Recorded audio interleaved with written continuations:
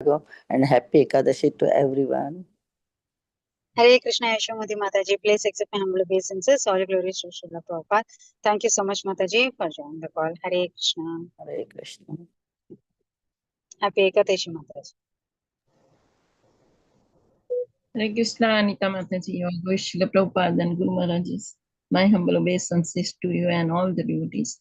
This is Krishna Kumari Devidasi from Radha. Happy Ekadashi to everyone.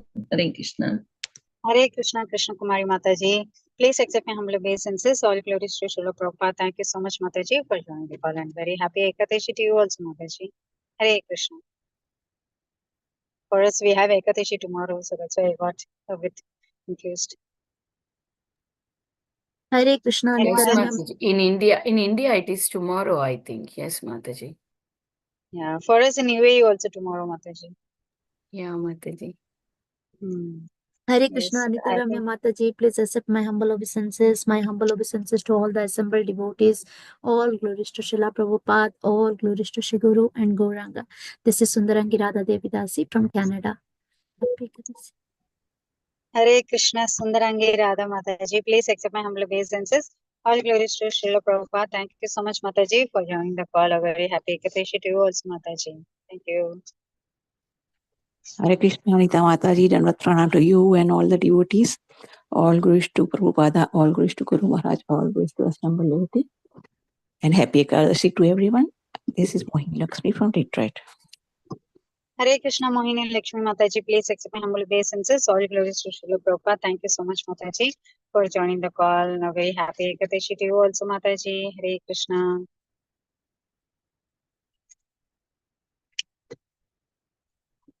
Anyone else who would like to introduce? Hare Krishna, Anita Mataji. Please accept my humble obeisances. All glories to Srila Prabhupada and all the assembled devotees. This is Indulekha Karna Devidasi from Elgon. Hare Wishing Krishna, everyone very Indulekha happy Karna. Ekadashi. Hare Krishna, Indulekha Karna Mataji. Please accept my humble obeisances. All glories to Srila Prabhupada. Thank you so much, Mataji, for joining the call. A very happy Ekadashi to you also, Mataji.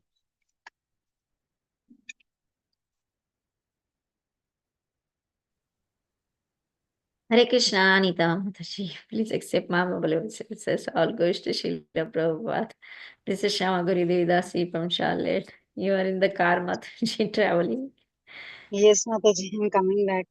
Hare Krishna, Shyamaguri Mataji. Please accept my humble obeisances. All glories to Srila Prabhupada. Thank you so much, Mataji, for joining the call.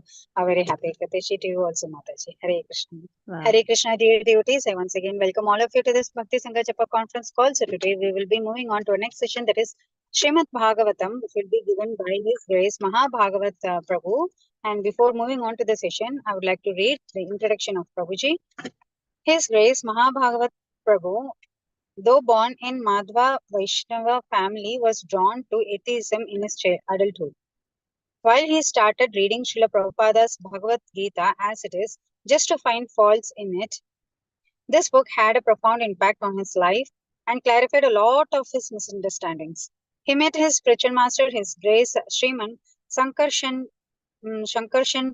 Das Adhikari in 2004, but it was only after several years of intense discourses and answers to over 600 questions he was initiated in 2011 at ISKCON, Austin, Texas, and then received his second initiation in 2013 at ISKCON, Kaunas, Lithuania.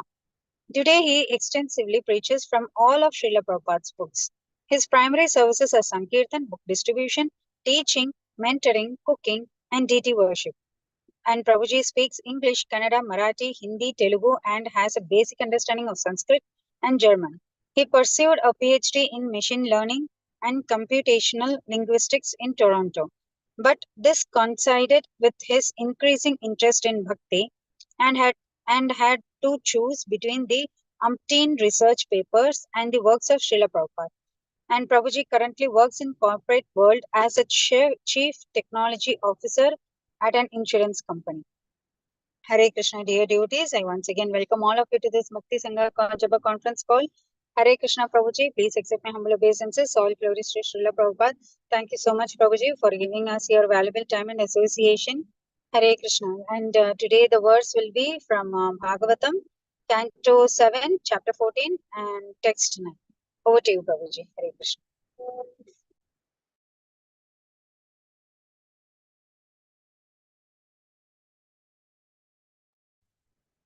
Hare Krishna, Prabhuji. Hare Krishna, Prabhuji. Yeah. Can you hear?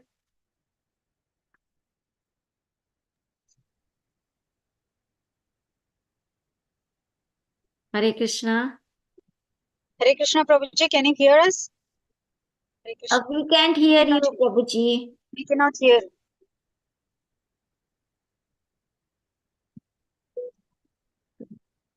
Hare Krishna, Prabhuji. We cannot hear, Prabhuji.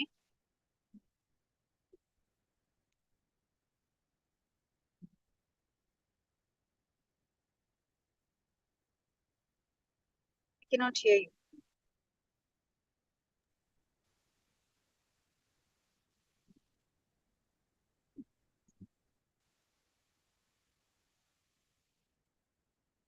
You can change your device, Prabhuji. Last time also this thing happened. Mataji, you'll have to type it, Mataji, in the chat. I think he cannot hear us. Yes, Yeah, Vinita he can't Mataji hear has us. typed. Oh, Yeah, Vinita Mataji has typed. And yeah, he also has. yeah. Yeah, about the device you're saying. Mm.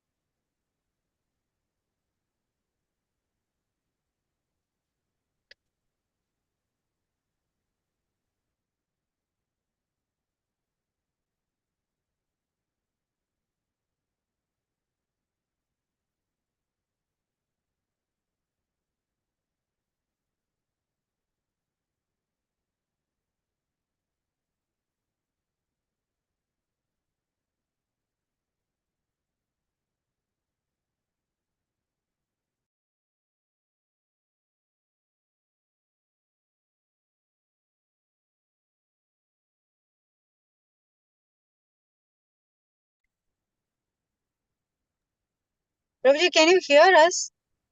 I think he can hear. Yes, now I can hear you. Now, okay. Okay. Thank you very Please much. go ahead, Prabhuji. Thank you so much. Hare Krishna. Hare Krishna. Okay, so can you do me a favor? Today is Ekadashi, and in many of our temples we sing the Shuddha Bhakata Charana Renu. So if we can, I mean, it's Zoom, so we can't sing together, but if we can put that on the screen first, we can sing that, and then we can start the class. Is that okay? Yes, Prabhu. Thank you very much.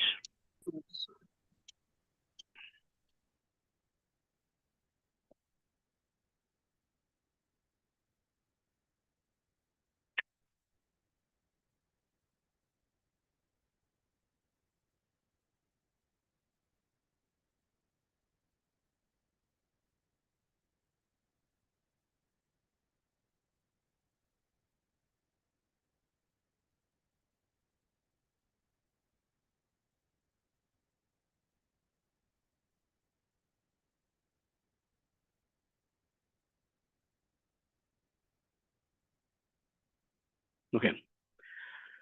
We'll read the translation first so that we know what we are singing. Okay. The dust of the lotus feet of pure devotees, enthusiastic devotional service, and service to the pure devotees of the highest order are the roots of the creeper of devotion. The holy days like Ekadashi and Janmashtami are the mother of devotion for those devotees who respect them. Let the holy places of Krishna's pastimes be my places of worship and bless me. May I always visit all the holy places associated with the Leela of Lord Chaitanya and his devotees. When I hear the sound of the Mridanga in my heart, I always desire to join in Kirtan. And when I hear the bona fide songs describing Lord Chaitanya's pastimes, my heart dances in ecstasy.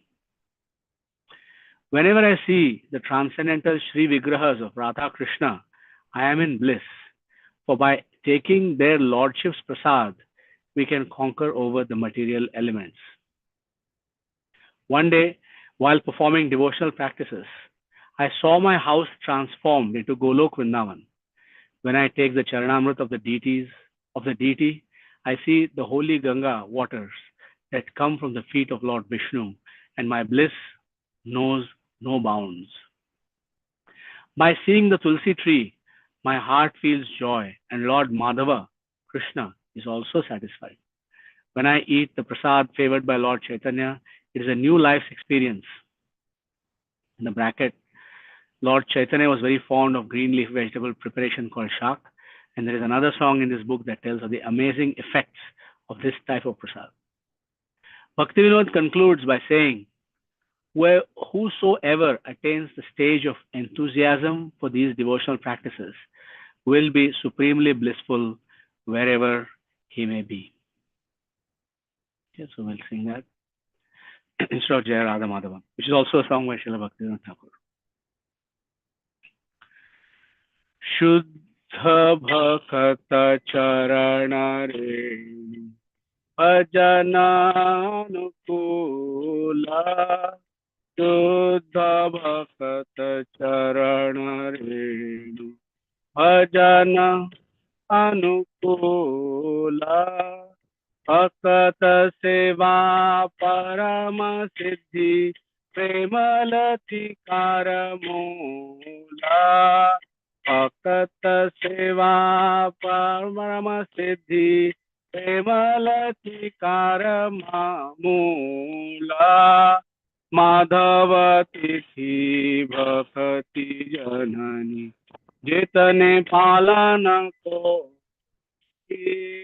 Madhavati Bhakti Janani Jitane Palana Kori Krishna Basati Basati Boli Paramadari Boli Krishna Basati Basati Boli Paramadari Boli O Rama Jisabasani Suralo Brahmana Rama Jisabasani Suralo Brahmana Range Jisabasana Heri Bo Ami Pranai Bhakata Sanghe Jisabasana Heri Bo Ami Pranai Bhakata Sanghe Mridanga Bhadya Shunite Mana Abasara Sada Jate Mridanga Bhadya Shunite Mana Avasara Sada Jate Tora Vita Kirtana Shuni Anande Hrudaye Nate Tora Vita Kirtana Shuni Anande Hrudaye Nate Yugala Murti Dekhiya Mura Paramananda Hoy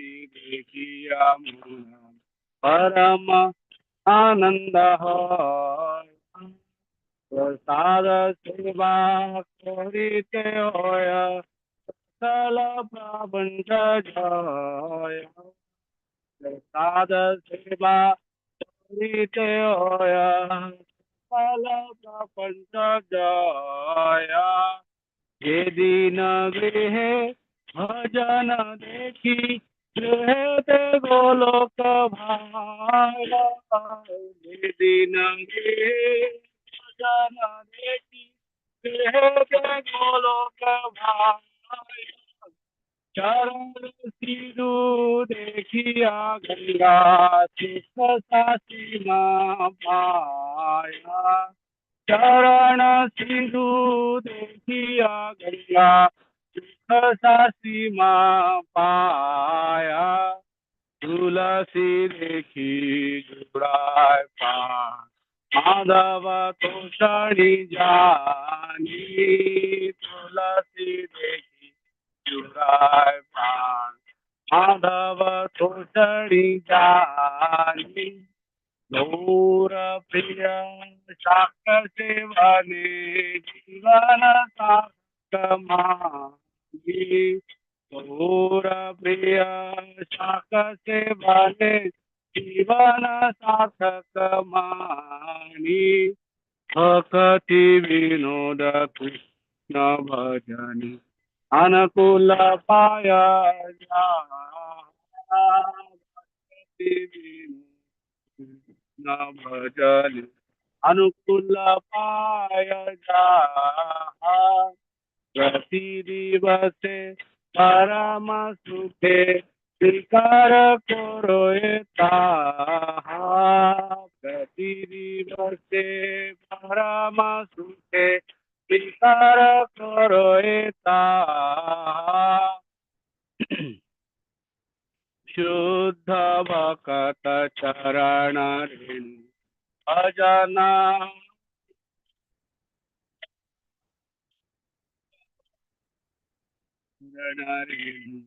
भजनानुकूल Hare Krishna Krishna Hare Hare Hare Ram Ram Ram Hare Hare Hare Krishna Krishna Hare Hare Hare Ram Ram Ram Hare Krishna Krishna Krishna Hare Hare Hare Ram Ram Ram Hare Hare Hare Krishna Krishna Krishna Hare Hare Hare Krishna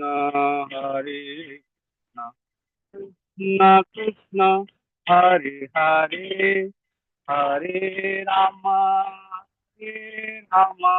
Ram Ram Hare Hare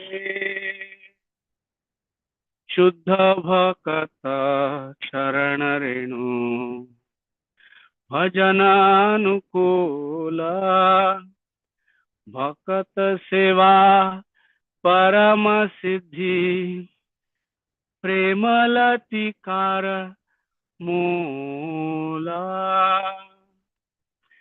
Thank you very much. Now we can go to our verse for the day. 7:14:9. Ideal family life. Om Namo Bhagavate Vasudevaya. Om Namo Bhagavate Vasudevaya. Om Namo Bhagavate Vasudevaya. नारायणं नमस्कृत्य नरं चैव नरोत्तमं देवीं सरस्वतीं व्यासं ततो जयमुदीरयेत् नष्टप्रायेषु भद्रेषु नित्यं भागवत सेवया भगवति उत्तमश्लोके भक्तिर्भवति नैष्ठिकी.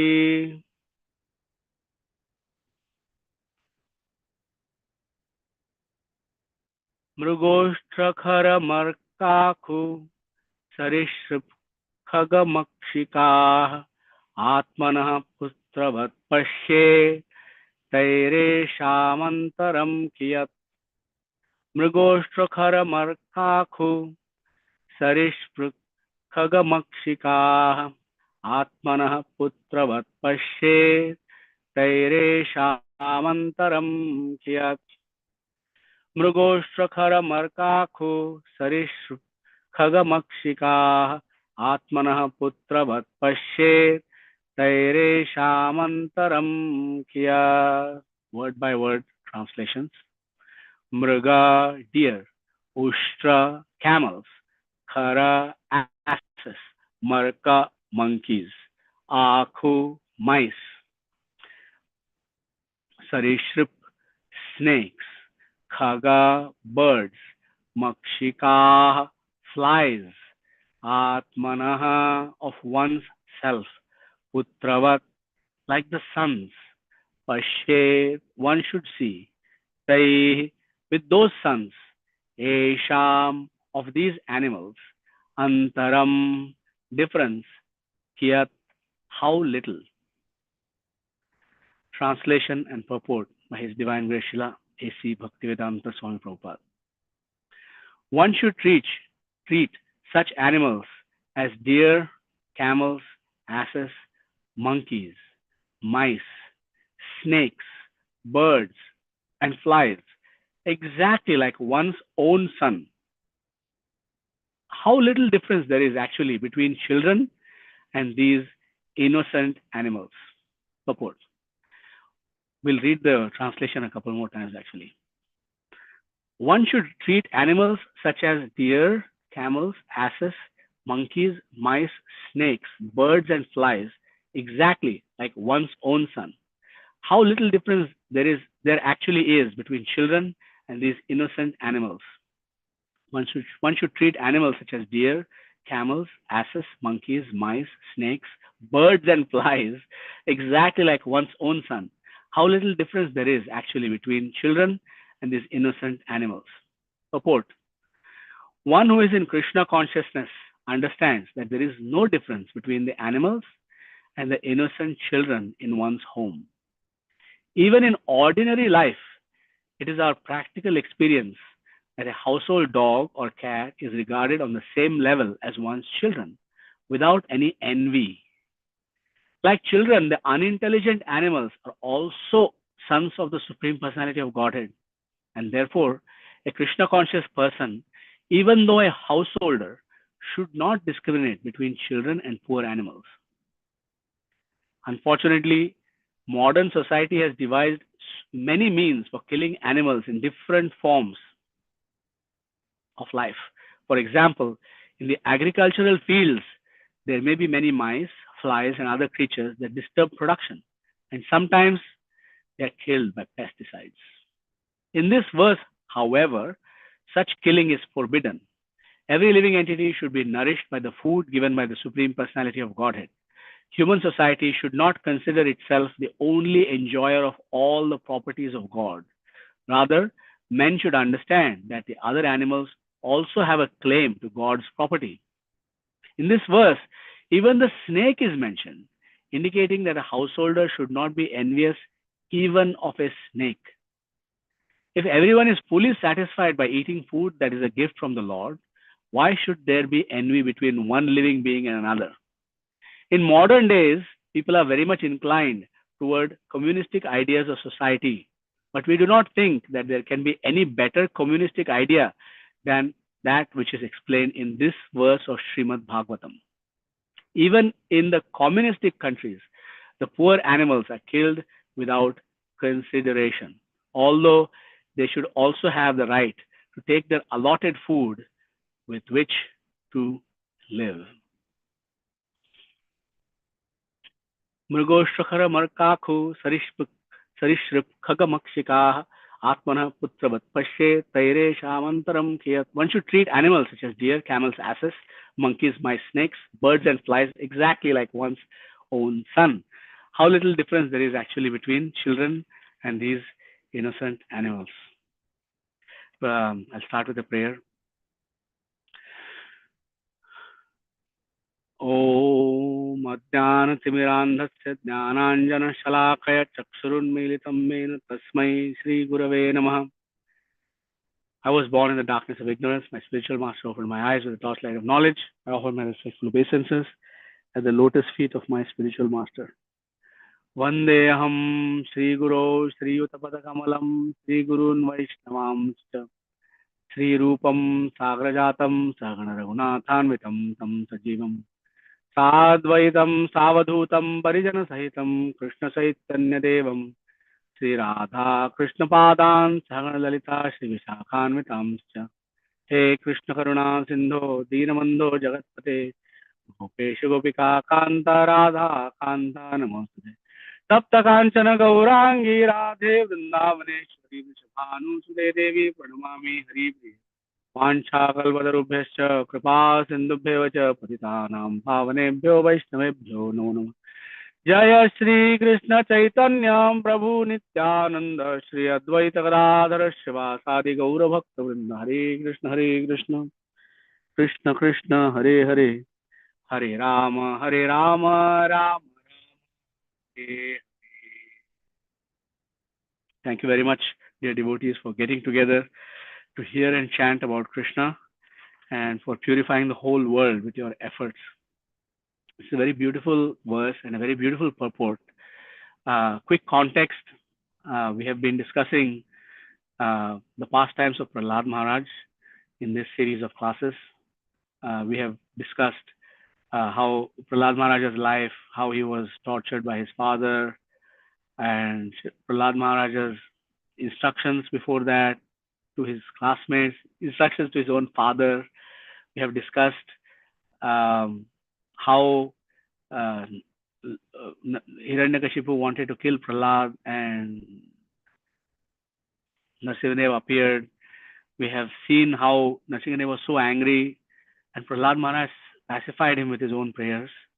Even when Lakshmi Devi and Lord Brahma and Lord Shiva were afraid to go near Lord Nrsimhadev. And then we have seen Prahlad Maharaj's prayers. We have now, Yudhishthira Maharaj is very curious to understand more and more. So he is actually now asking Narad Muni more and more questions. And Narad Muni is quoting conversations from different sources. And now Narad Muni is explaining this. And we are hearing this. Narad Muni telling Yudhishthira Maharaj, we are hearing this through the questions of Maharaj Parikshit and the questions of the sages of Naimisharanya. And we are reading the Parampara purports by our acharyas through Srila Prabhupada's Bhaktivedanta purport, which includes the essence of all the previous acharyas' purports. So in this particular chapter, in the previous chapter, it was meant for persons who are in the renounced order of life. We saw how everybody is meant to be in the renounced order of life. Like we have, we saw Krishna's definition of what renunciation is, which does not depend on the social order or the spiritual order, but everybody is meant to do everything for Krishna, and that is actually real sannyas. In this chapter, Srila Prabhupada is Narad Muni is describing, and Srila Prabhupada is expounding further on how householders are meant to behave in society. And if we compare our present society, the householders in our present society, to the householders described in the Bhagavatam, we see that there's a gulf of difference, huge, massive difference. Okay, so our modern material world is based on envy. Envy means, in the most fundamental way, it is you die so I can live, or you die to give me pleasure. So this is fundamental, and it can be expanded in many different ways. But we see that our whole society is based on killing, unnecessarily killing, and not treating anybody as a spirit soul. Okay, so now the key topic is that all living entities are to be treated as our own son. Now this is very important, very instructive. Okay, so Krishna describes who are all the living entities. Krishna says in the Bhagavad Gita, he says, Mamaivansho jiva loke jiva bhuta sanatana, which means that mama amsha, mama eva amsha, my only part and parcel, amsha, jiva bhuta sanatana, who are eternal. So once they're eternal, my Guru Maharaj always says, once they're eternal, then, and the fact that we have been here in the material world practically for all of eternity, so the fact is that our family includes every living entity that we come across, because we don't know if a particular mouse has been our father in some other lifetime, for example. We don't know if a deer that we see in the forest or a tree has been a friend or a classmate or a colleague in a previous life, for example. We have no idea. We have no idea what we have been through. So Gurudev says that it's better to assume that everybody is my family member, and that way we can see everybody with the highest possible vision. So Krishna says this, and he actually repeats that. He actually says, Samoham sarvabhuteshu name dveshyosti na priyaha. So Krishna is impartial to all living entities. He says that himself, right? So Krishna says that in so many different ways. In fact, he says Brahma Bhuta Prasannatma. He says a person can reach bhakti. Brahma Bhutas Prasannatma Nashochate Kankshate Samah Sarveshu Bhuteshu Madbhaktim Lavate Param. In order to get devotional service of Krishna, one has to overcome this envy of other living entities. And Samah Sarveshu Bhuteshu Madbhaktim Lavate Param. Then there's a famous verse in the Bhagavad Gita how Vidyavanaya Sampanne Brahmane Gavihastini Shurichaiva Shopakecha Pandita Samadarshina. So all of these verses are there where Krishna is explaining how all the living entities are to be treated with love, kindness, and respect. Right? Krishna says in the 12th chapter, in the devotional service chapter, he further expands that. He says Samah Sarveshu. He says Samah Shatrau Cha Mitre Cha Tatha Mana Apamanayo. In that verse, he says Samah Shatrau Cha Mitre Cha. He says so many things. He says Nirvairah Sarva Bhuteshu Madbhaktim Lavate Param. So Krishna says this in so many different chapters, right? He says this. So we have to understand that Srila Prabhupada's purports are directly the scripture, So we can say that even in ordinary, he says that there is no difference between the animals and the innocent children in one's own home. We can understand that, like a dog or a cat or any other animal, and the child behaves just like an animal. It's not an insult to the child to say it behaves like an animal, but it's actually a recognition that a child needs to be trained up in order to be actually a human being. So, especially in the Western society, now it has come to India and other places of the world also, dogs and cats are very highly prized. Dog has become man's best friend. Instead of Krishna saying that I am everyone's best friend, Suhridam Sarvabhutanam Jnaptamam Shantim Richati, Krishna is the best friend of man or every living entity. We have now said dog is man's best friend, right? So dogs are being protected, which is fine because they render valuable service. They provide companionship to many people. They do so many other services in society, so they should be protected. But the most important animal, which is the cow, Krishi Goraksha Vanajyam, Goraksha is being completely, not just being neglected, but we are going opposite. We have created a demoniac society where we celebrate the killing of these creatures, and the byproducts of the slaughter of cows is available in so many different products. You can't even buy a lotion without checking if it is contaminated with this terrible act of murder.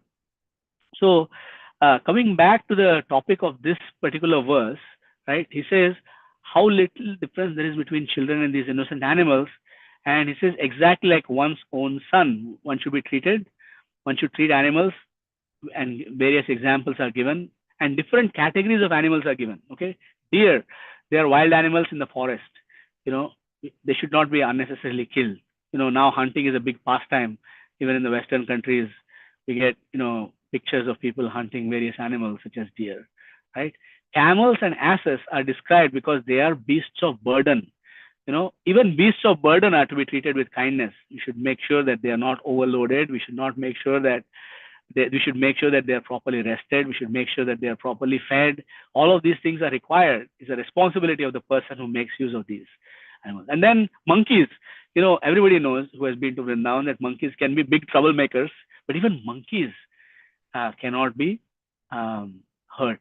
Right now, monkeys, they in general, for the most part, except for when their habitat is completely destroyed, like it has currently been in Vrindavan, they actually stick to their own business. Like you can see the monkeys in Govardhan are not as troublesome as the monkeys in Vrindavan. That's the natural nature. They don't actually bother as long as they have enough food and they have place to do their own activities. But you see that mice and snakes and birds and flies, which may not necessarily be beneficial in a obvious way to human society. Actually, flies are very beneficial. Without flies, we would have no fruits and flowers, and all of these different kinds of flies and bees and insects are very, very beneficial. People in the modern world are only beginning to realize how beneficial they are. But even mice, snakes, and birds should not be harmed unnecessarily, right? So, recently there was a thought for the day in which I read, what is the fate of the famous Colonel Sanders of Kentucky Fried Chicken. He's definitely not treated those chickens as his sons, right? So, what does it mean to treat someone as your son, right? What is the responsibility of the father?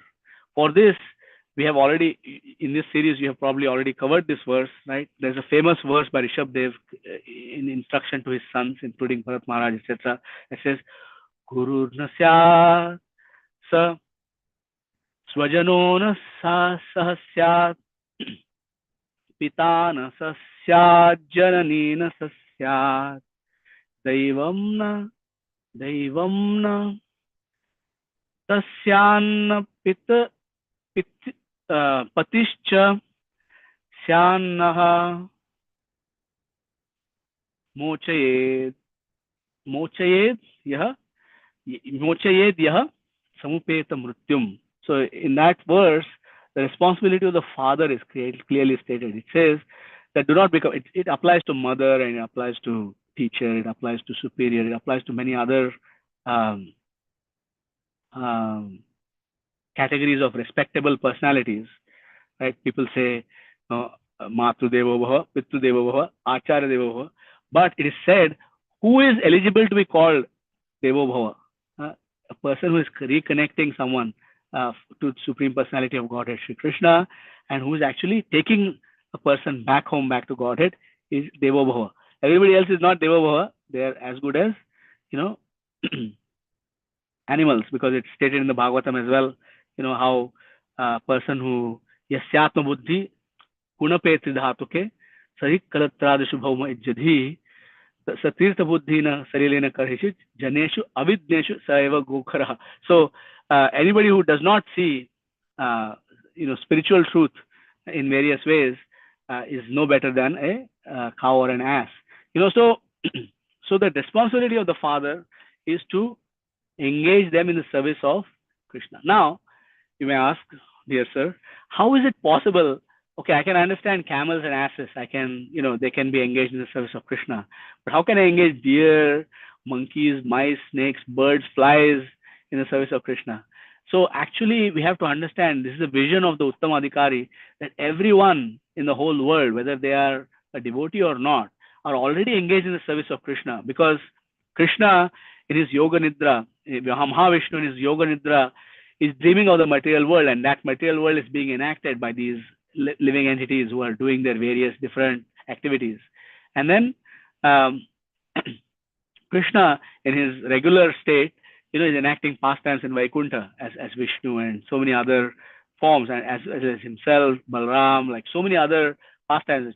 At Chaitanya Mahaprabhu, Krishna is enacting different kinds of pastimes for the devotees and with the devotees, right? So everybody is actually already engaged in the plan of Krishna. So we have to make sure that in the cases of animals such as deer, mice, snakes, birds, and flies, we should not interfere with that plan. So Krishna has a plan for every living entity. Srila Prabhupada explains how, there are, in the Padma Purana, it's mentioned how there are 8.4 million species, and how the species of life are gradually progressing from one life to another life. No, we should not take this verse to the extreme and say, oh, all the spiders in my house are my sons, therefore I should find insects to feed them, right? So we should not get involved. Krishna has already made proper arrangement for them. He has given them the proper tools, the facilities, the other life forms, etc. We don't need to interfere in that and necessarily take care of them like we could. Now, what is the distinguishing criteria? Who we take care of and who we don't take care of? in general, we do whatever is necessary for protecting Krishna's service, right? So, for example, if a child can be engaged in the service of Krishna, then we protect that child to the extent that the child can be engaged in the service of Krishna and learn about Krishna and grow up to be a, a responsible Krishna conscious adult in society, and can then propagate Krishna consciousness to others, right? Now, how would you engage the ants in your house in the service of Krishna? You can't really do anything except vibrate the holy name. When you say Hare Krishna, Krishna Krishna, Hare Hare, Hare Ram, Ram Ram, Hare Hare, all the insects and all the germs are hearing that holy name, right? As far as the ants are concerned, make sure that all the crumbs of food that are lying around in your house, and there are many, trust me, if you start cleaning, you will find many, is that make sure that they are remnants of Krishna Prasad. So that if an ant gets something, he'll get the benefit of tasting Krishna Prasad. There's a famous story of Ramanujacharya, who was traveling with his disciples. He was just, walking with his disciples, and his sannyasi disciples, no less, right? Sannyasi disciples. And they said, we heard so much about the magic of Mahaprasad, the glories of Mahaprasad in the scripture, and we have been taking Mahaprasad for so many years. These are sannyasis. You can imagine that they're getting quite a bit of Mahaprasad, but we are still not liberated. They're asking this out of humility as well. They're all liberated souls, Ramanuja's direct disciples. So they're asking this, and then Ramanuja had some prasad in his hand. In his hand, he had collected from the previous temple that they had visited. He took a bit of it and threw it in the Pushkarini, in a lake that was close by. In Srirangam, in every temple, outside the temple, there is a lake from which the water is used for the worship of the Lord and so on. People bathe. So many different things happen. So it's very sacred water.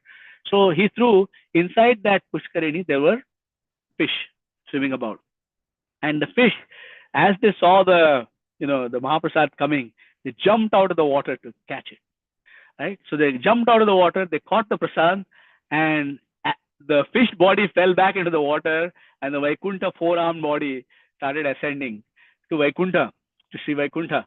And then the disciples, the sannyasis, were very amazed at the power of this Mahaprasad, and they asked Ramanuja, why is it? And he said, that's because these creatures, they don't have any false pretenses. They are very eager to get the Mahaprasad, and they're not intellectually analyzing the Mahaprasad and all of these different kinds of things. They're just very simple, and such souls are eligible to go back home, back to Godhead. So the reason I'm mentioning this pastime is that the home of a devotee, which is full of crumbs of prasad, is actually a great benediction for all the other living entities who might live there, the beetles, the moths, all the different living entities. Even when we sweep out all the dust from the home, what is in that dust? It's crumbs of tulsi leaves, it's crumbs of Mahaprasad. When we have conducted programs, etc., it is the dust from the lotus feet of the devotees, right? These insects are crawling through the dust of the lotus feet of all the devotees who have visited us. So this is how we can serve these other living entities, such as flies and insects and so on and so forth, right? So many years ago, I was in Austin and as a new devotee, and I was wondering, what to do with the flowers that are offered to Sri Radha Damodar. And my Guru Mata said, "Oh, put it in the green bin, in which they put the bio waste." And I was wondering, how can I put this sacred object, which is, remnants of flowers from Radha Damodar, into the bin? And she said, actually, you don't think that we are throwing it out. We are simply giving it to other living entities. There are many insects, many germs, many bacteria, many kinds of different insects who will chew on this prasad, who will digest this prasad, and they will get prasad, and they will get a lot of benefit from this. So the home of a devotee is actually all auspicious. And just by following a devotional lifestyle wholeheartedly, we can serve all of these living entities. Now, however, you might say there's mice and snakes also mentioned, Prabhu. So what is going on here? So I want to actually provoke some thought by pointing you to another verse. And Mataji, if you can please kindly share. We are now on 7 19, 719, we are currently on 7, what is this verse number? 714.9, correct? So I want you to go to the verse number 7.9.14 and let's read that translation. It's part of Prahlad Maharaj. So it's instead of 7.14.9, you go to 7.9.14. If you can please do that and share the screen. I want to present an interesting thing that is a beautiful coincidence in this particular case.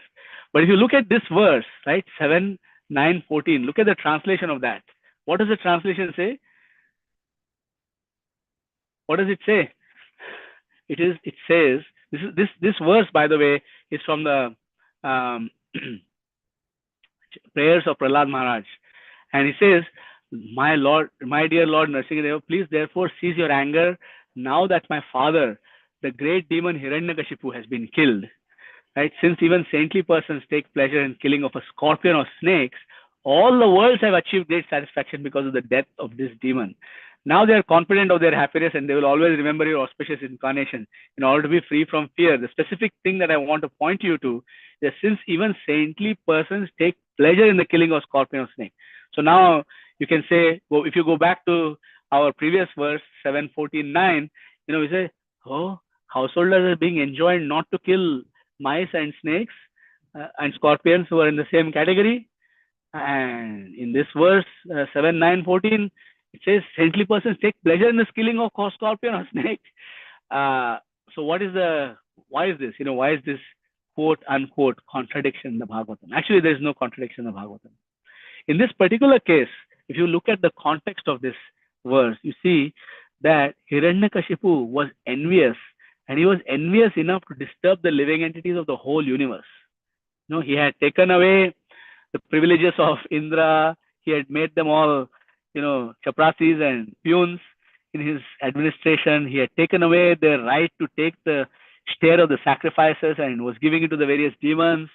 Like, he had done crazy things in the universe, and he was continuing to do this, and this was the last straw, that quote unquote, broke the camel's back, that really filled up Hiranyakashipu's cup of sinful activities, which is that he was trying to kill a Vaishnava, who is actually his also son, not just a snake and a scorpion or whatever in the house or in the yard or something like that, but actually his son, and he's a Vaishnava. So in other words, if a snake or a scorpion or a dangerous creature like that is actually harming the Vaishnavas or has a risk of harming the Vaishnavas, then you can take corrective action. In the most part, many of these creatures will just go away if you figure out the causes for why they have come and eliminate those causes. So for example, snakes will go away the moment you start stamping your feet very loudly. They will not stay there. They will, maintain a respectful distance and just stamp your feet loudly. If 10 people do that, the snake will completely go away. And you have to wonder why the snake has come here. Oh, maybe the snake has come here to eat the mice. Okay, why the mice have come here? The mice have come here because there is food that is very close to the house. They have enough food to eat here, so therefore the mice are coming, and to eat the mice, the snake are coming. So if you want to get rid of the snakes from coming closer to your house, you have to get rid of the mice from coming closer to your house. So you can have a cat. For example, I went to ISKCON Boston many years ago. They had a cat. They had a devotee cat. She was such a beautiful cat that she was in the basement, which was also the kitchen of the temple, and she would never go there when an offering is being cooked for the Lord. She would only go there when there are no devotees. So she kept because it was an old building in an old neighborhood of Boston, it was impossible to get rid of the mice. So they had kept a cat there, and the cat made sure that the mice did not appear. She did not kill a single mouse, by the way. Just the smell of the cat alone was enough to chase away all the different mice, right? So, and now you know that the snakes are not going to come there because there are no mice, right? So similarly, cockroaches, right, in the kitchens, etc., right, they are coming here because the thing is unclean. We are not cleaning the kitchen properly. We are not disinfecting it properly. We are not doing these kinds of things properly. Srila Prabhupada actually said that these things are coming because your consciousness is not pure. So if these kinds of activities are occurring in our temples or our homes, etc., we should know our consciousness is not proper.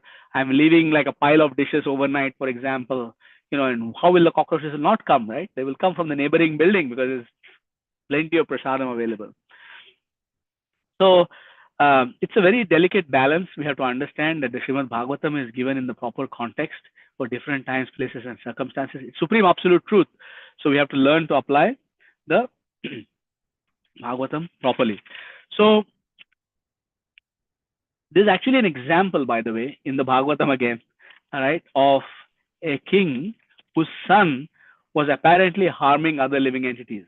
Okay, so in the 9th canto, there is a description of Maharaj Sagar, who was, there's a whole story. I won't go into the whole story. We don't have that much time to speak the full katha here. But there's a king, and he had many sons, right? He had many sons, and one of those sons from a particular wife was named Asamanjas. Okay, Sagar's son, Asamanjas. And Asamanjas was actually a great yogi who was yoga bhrashto vijayate. And he had gone to Shuchinam Srimatam Gehe, yoga bhrashto vijayate. Asamanjas was a great yogi, and just like Maharaj Bharat, Maharaj Bharat had 3 lifetimes, son of Rishabdev, had 3 lifetimes. So he had the first lifetime as Maharaj Bharat, where, he was very pure, practically on the level of just one level below Prema, Bhakti, on the level of Bhava he was. And he got distracted by a deer, and then he took birth as a deer, but his reward was that he could remember his previous lifetimes. And then in the next lifetime, he became a deer. He kept remembering, and he kept, going to the ashram of Pulastya to hear Krishna Katha. And then this time he was born as a Brahmana. But he was born in a very nice Brahmana family, but he pretended to be a fool. He pretended to be mentally retarded so that he would not get caught up in samsara chakra once more. Because even Brahmins, they had to get married and have children and take care of the children and all this, do different kinds of samskaras for the various people, acquire 1/6 of those karmic reactions. Like, it's a continuous cycle. So he wanted to get out of it. Similarly, Asamanjas also was like that. And he used to pretend to be very, very mischievous. So he would go to the river. He would take the little children who are playing in the bank of the river. The children don't go deep into the water. He would take the children, he would throw them into the deep end of the water, right? So he would trouble them in this way. In one particular case, apparently, one child or a couple of children or whatever, some child died in this exercise. And this was brought to the king's attention and say, your son, Prince Asamanjas, has killed a child. Right? And then Sagar Maharaj was very angry, and his affection for his son broke. What is this? I'm a Kshatriya. This boy is my son, and he's killing my subjects. His affection for his son was broken, and he banished him to the forest. So when that affection was broken, and he banished him to the forest, then Asamanjas brought back all the children back to life. He was a great yogi. He could do that. He brought them all back to life, and he left for the forest. Right? And then the king Sagar then regretted it, but Asamanjas has already broken all ties with society.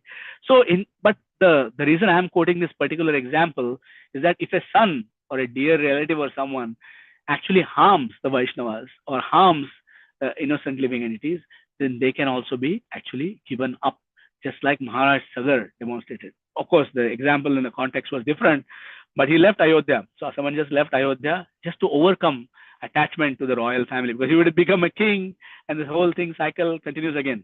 Okay, so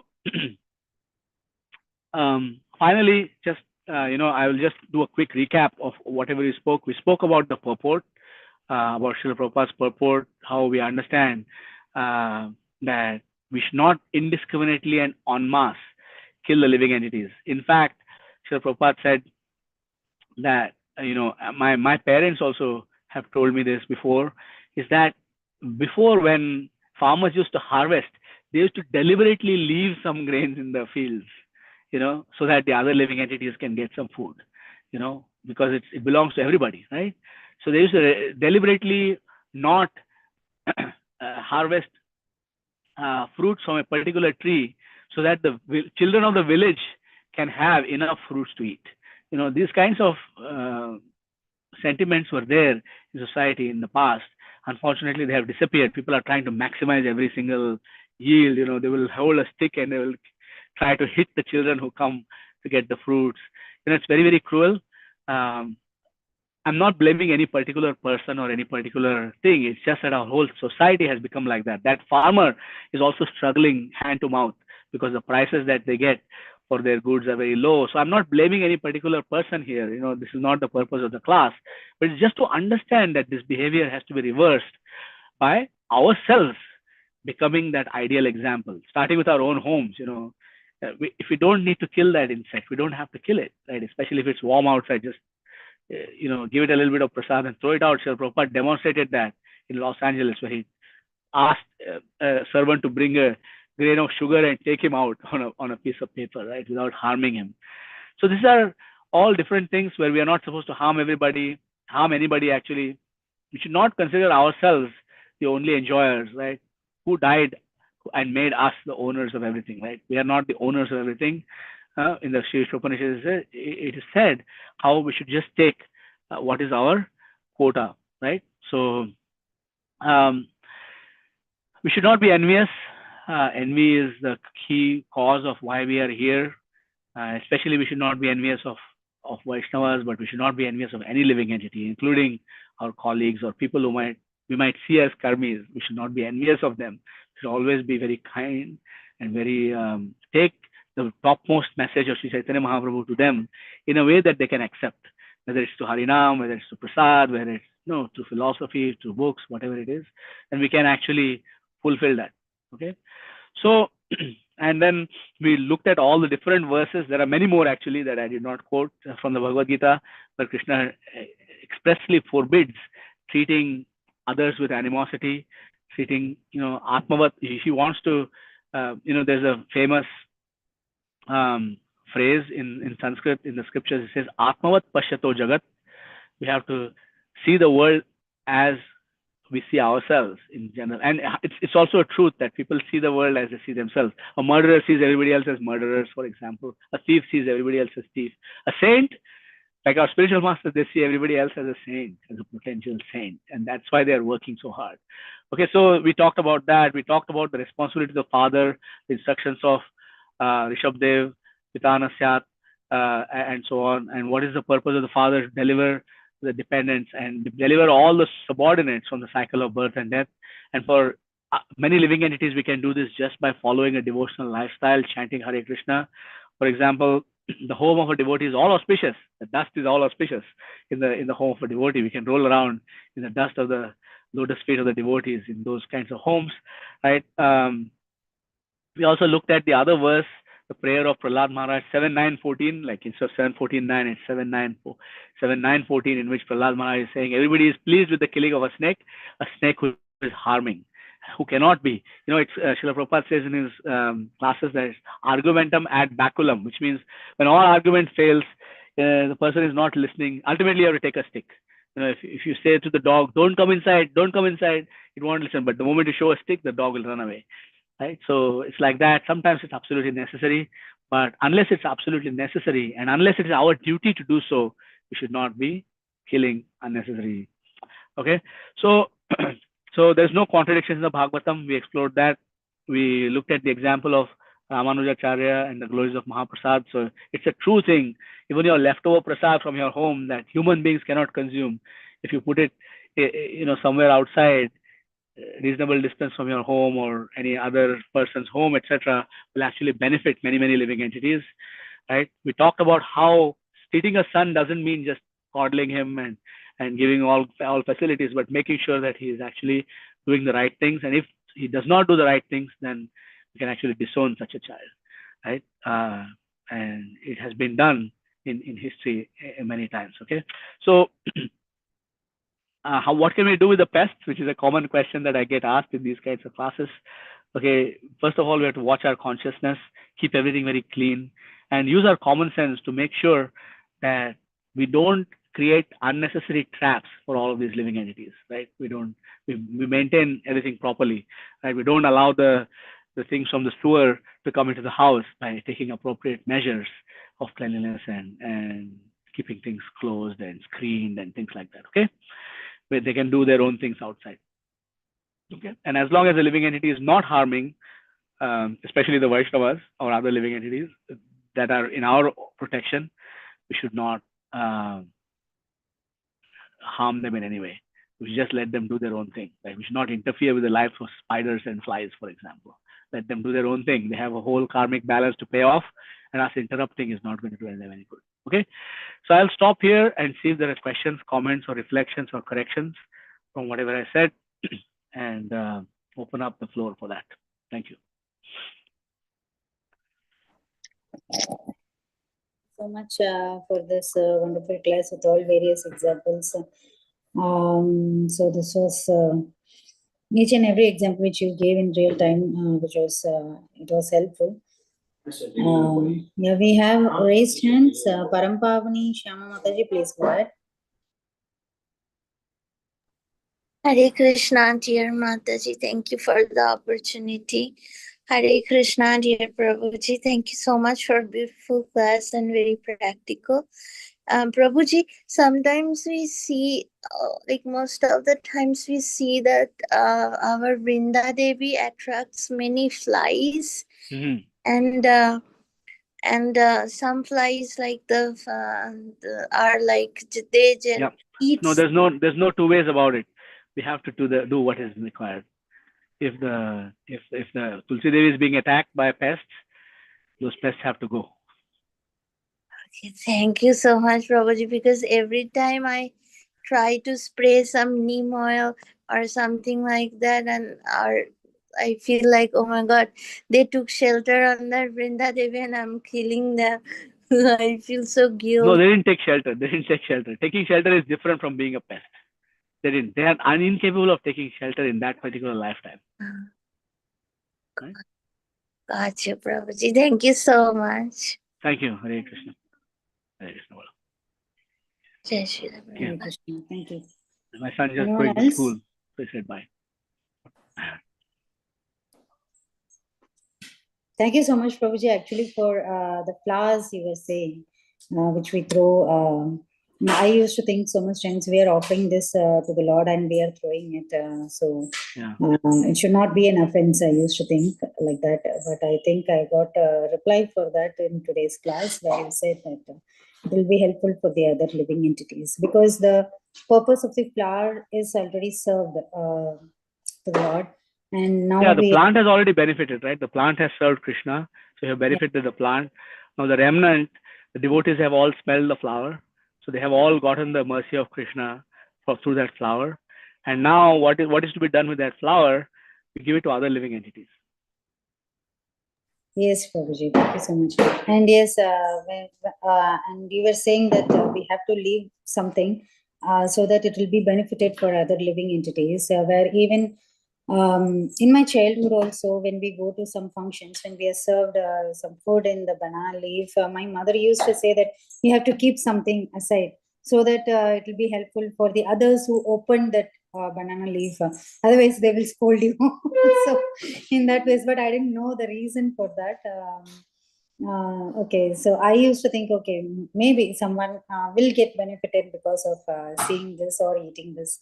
At least that person's hunger will be dropped. So we don't have to like actively waste prasad, for example, right? We don't have to do that. Naturally, it will happen that there'll be excess, there'll be different things, and it's not so much. We are talking about it from a transcendental perspective. So when it comes to Krishna Prasad, we don't necessarily have to actively like leave something for someone like that when it comes to Krishna Prasad. But yes, if you have a lot of surplus, like if you're a farmer or if you're a merchant or something like that, then you can actually actively do that. Like you can actually give some grains, to different living entities. And even though today's Ekadashi, it doesn't apply to non-humans.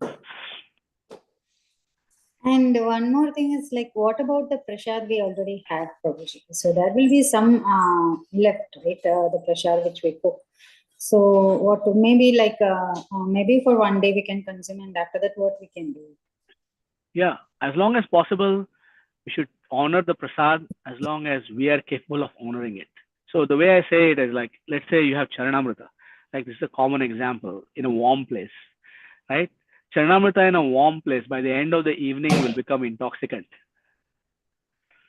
right? In a warm place, in warm weather, it will become intoxicant. So what has happened there is that other living entities have already taken the Charanamrit, and their remnants we cannot take anymore. Because if we do, there could be some side effects. Okay, so we can still take a couple of drops. So there'll be a couple of, we can still take a couple of drops, but in the end, that Charanamrit has to go to other living entities who can actually take that mercy. So we have to see, like, if something has become what we call spoiled. It has become a fungus has developed on something, for example, right? So it's not spoiled. It's just that other living entities are now taking that prasad, and we cannot now take that prasad anymore, because if we do, we may get sick. So we have to figure out which other living entities can have this prasad and just keep passing it down the chain. There are so many 8.4 million species. We want to benefit all the different species. Yes, thank you, Prabhuji.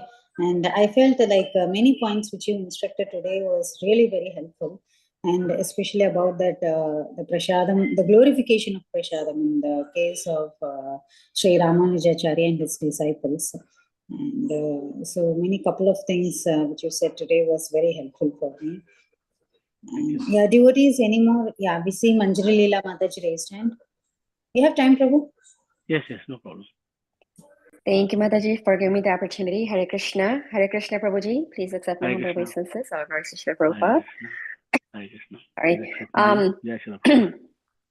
So, Prabhuji, very, very practical class that you have given today, and very thought-provoking, I think, for me, because I had also heard Srila Prabhupada's, so one of my mentors had informed me, because I was worried about, we had like mice infestation in the home, and I was worried about, like, I didn't want to kill.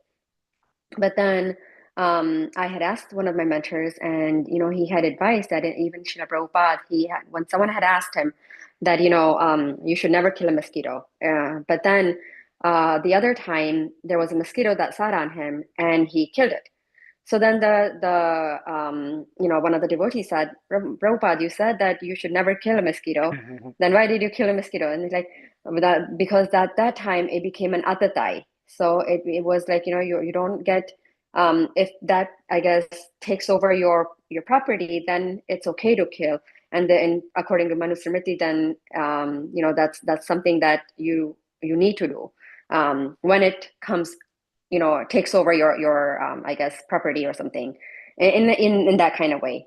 So then you have to do it. So just to prevent that from happening, keep on, even though the house and everything is clean, but because, the winter outside in US is, right, the mice want to take shelter in the homes of everyone. So to prevent that, then there's like some additional like pest preventing things that are placed outside the home, so that it doesn't come in the home. But that eventually does kill the mice if it goes through that or something. Not that I've seen mice around, but that's something that had to be done. So is that, now I'm kind of confused. I mean, it depends. But once in one apartment building that I lived in many years ago, the building was very old and there were mice in the building, and there were these internal pathways between the apartment that the mice could travel in, right? So we saw that there were some under the sink, etc. There were some holes through which the mice were coming inside. Like, there is a whole world behind what we see, right? So and that world was spilling into our world, and coming into the kitchen and those kinds of things. Right. So what we did was, in that particular case, it was possible to do. It may not be possible for everybody. So we got the building management to fix those holes so that no more mice will come inside. But there were a couple of them inside. Like, we knew that they were there, right? So what I did was, my wife went on the internet and found a way to make a trap that is non-lethal. Right? So basically, you put some food, on a particular thing, and it goes in and falls into a bucket, essentially, and then it cannot jump out of the bucket. The bucket is too tall. The bucket has to be of a certain height, because we had that where we used a yogurt container and the thing jumped out of the yogurt container, and then I actually collected in the bucket, And then I took it far away from my home, Yes. into some place, and I released it, right? And so that's what I was able to do at that point. There were two, and I was able to get them that way. But I think first prevention, and then if it's really, because mice can carry diseases, so we have to do the needful in the absolute worst case. But I'm still thinking that these are exceptional situations, right? Like outside the weather is very cold, and the mice want to come inside, etc. That's an exceptional situation. For a majority of the world, this is not an issue, right? Especially in India, it's not an issue. In most parts of Africa, it's not an issue. So you can prevent, and you can just make sure that they stay outside. And there are some certain kinds of traps that can be used, for example, and then just leave them far away from home. So what you said about sorry. So what you said about the non-lethal, that was something that we also had done for the ones that were in the home. But then just to prevent them from coming in, we have this thing set up outside so that they can just stay out. Yeah, there are other things that can be done also, like doors made in a certain way. Yeah, that's all done too. Yeah. Okay. So I think then it's in good shape. Okay, thank you. And then ultimately, we can't avoid walking on insects. Right. And that's what I do. Even if I see a spider, I don't give some sugar and then put it out. I just put it out. And then I'm also thinking at that time that, oh my gosh, it's so cold outside, but I don't want to kill it.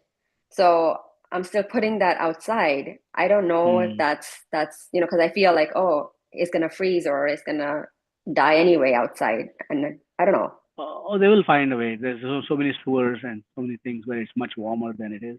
So try to put them near a sewer. They'll find their way home. Okay, so if you have to, right?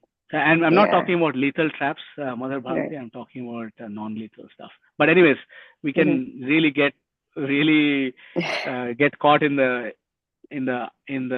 area of ethical pest control, which I'm not an expert in. So I'm just sharing a couple of my experiences, but it's the principles, and we can apply that. Yes. Thank you so much, Prabhuji. Thank you. Hare Krishna. Thank you. Hare Krishna. Hare Krishna. Thank you so much, Mataji. Thank you so much, Prabhuji, for this discussion. Actually, I was about to tell about this also. While we were discussing, I was just smiling within me that the cockroaches here in a way is really very too much. Like even if it comes through the sink, like in the houses, if they have, it's uncontrollable actually. So however neat we keep, some one or two here and there we used to see here. And at one point of time, I had so many cockroaches where I was not able to tolerate, and I had no other option than putting the the heavy dose of cockroach powder. So, and after that, I got rid of all these things, and then I put even in the sink also, everywhere, from wherever it was coming, then it stopped. So I thought, okay, it's okay. Krishna is there; he will take care. So I just left. No, it's like I mean, the pastime that Mother Manjari Lila just recounted was an example. When someone becomes an aggressor, then you can defend yourself. So at a certain point, these creatures can become aggressors, and not that they are doing that intentionally or consciously, but that we cannot do our service to Krishna. Like I went to one home many years ago, and like pests were everywhere, and they didn't want to do that, but it was like in Krishna's bhoga and everywhere. Like it was very difficult, right? So like somebody might be on a very advanced platform, like Jagannath Das Babaji Maharaj, for example. When he was in the Holy Dham, once some dogs came while he was taking prasad, and they started eating from his plate, and his servant chased the dogs away. And Babaji Maharaj refused to take prasad until those dogs were brought back. And then he sat and he ate from the same plate with those dogs, because he saw the dogs of the Dham as pure devotees and himself as not a pure devotee. So there's a there's a level of realization that someone can have. I'm definitely not at that level of realization. So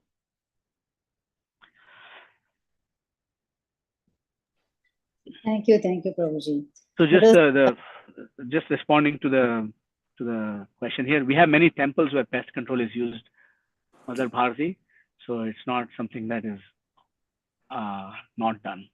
When it becomes completely uncontrollable, like mother was saying just now, yes, you have to do what you have to do. But Prabhuji, if yes, you just told the story that he ate off the same plate as the dog, but the dog might not be vegetarian, had milk, and then you having the two types of stuff. Would it not be wrong? the idea here is that Jagannath Das Babaji Maharaj is such an exalted devotee that he sees everybody else as a devotee and himself as a non-devotee. If you happen to be at that platform, then you will have no choice but to act in those ways. You will be like Sanatan Goswami. A worm comes on your body, it falls down. You'll say, hey, Krishna has given you this worm as my body as your food, so you eat, right? Oh. So you will be at that. But Srila Prabhupada acted in that way because he's acting as a preacher. A preacher has to protect his body and his service, otherwise he won't be able to preach, right? So Yeah. it depends. Like, these things are not black and white, in this case do this, in this case do this. You have to look at the whole picture. Time, place, and circumstance has to be taken into account. Yeah, I often think, like in nowadays, your work and stuff, you end up going out, eating out, and then you don't know if the utensils are pure. They probably cook fish, meat, or whatever on it, and then cook vegetarian food in it. When we try, as a family, we try to go to a vegetarian restaurant or something. But I always wonder what happens. I don't eat at restaurants, personally. No, the same. We cook at home, but sometimes if you have to go for work do or something, then Yeah, no, I you have no I always choice. book a room with a kitchen. Yeah, that is Anyways, an option. But what if you can't avoid it in nowadays? there are so many ways you can take prasadam from home. There are dry prasadam. There are things that you can make from home that you just add hot water to and it becomes prasadam. Now, it depends on two things, Mother Bharati. It depends on your personal willingness to keep a principle, Yeah. and your personal ability to keep a principle. So whenever you have a conundrum like that, you need to decide, okay, what is my determination to keep this principle and what is my ability to keep this principle? And this is a general thing for all principles. So if your ability is not there, then having a determination may only make you depressed, and you may not practice It bhakti does, anymore. because also it's because the family are not all on the same boat. It's just one person. So it's like fighting the game all the time. So I think some of that is like, what is your family? Like, the definition of family, it broadens, right? Who is your association? Why are you hanging out with all these people at the same so much, for example? Yeah, right? but you're So married to the person, you can't really not be your okay. children, husband, so you Pray to can't. Krishna. Yes, pray to Krishna and he will help you. I do, but I don't hear him. He hears me, but I can't hear him. But I do. Yes. Often. It will come. It will come, Mother Bharati. Thank you. One day you will hear him also. I hope so. Thank you, Prabhu. Thank you very much, Mother Bharati. And thank you for your efforts. I appreciate that very much. Thank you. Hare Krishna. Thank you so much. Thank you so much, Prabhuji.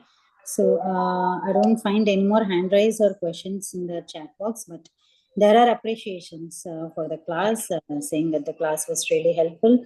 And yes, of course, we can see in the question and answer session also, everyone had their own doubts of asking about the insects and the flowers and all those things, prasad and glorification.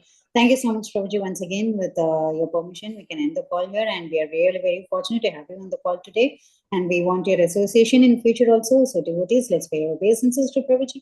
Vancha kalpatrupasya Yasya kripa sindhubhyo vajpati Namo Vaishnavebhyo Namaha.